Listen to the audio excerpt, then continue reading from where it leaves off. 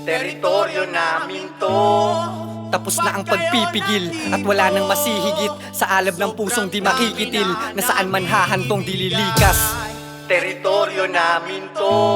Kaya hindi pa sisiil sa mga dayuhang umaangkin o naniningil sa bayan mong Pilipinas. Bayan mong Pilipinas. Hindi ibibigay kahit pa kung kani-kanino, lalo sa mga Chinong agresibong naparito. Tapang at talino na ang siyang nakaanino, pagkatipo na yan dito ng amigong Pilipino. Kababayang katapangan ng siyang pawang sinugal para lamang makamta ng kalayaang binuwal. Habang pawang ang kalaban may galawang imoral, taglay nga ang katapangan wala naman sa lugar. Kaya dapat lang masugid na iwawaglit silang mga paulit-ulit pag pinapansin. Di basta magpapalupig at sila'y sampid, dahil mali sila ng tubig na inaangkin. Di nyo kami pwedeng ituring na tila ba parang aliping nakatali sa aming sarili bansa at di kayo magiging kabahagi. May bingit mang sapitin ay kapiling ang kalahi, magiting na hamigin ang sariling pag-aari. Pilipinas maghahari. Ito'y makabago na akda na sadyang hango sa paksa ng mga dayo, na ang plano'y mang argabyado at manadya, nababalot at dagsa man ang mananakop sa bansa ay walang takot at tanda sa mga taong kabangga,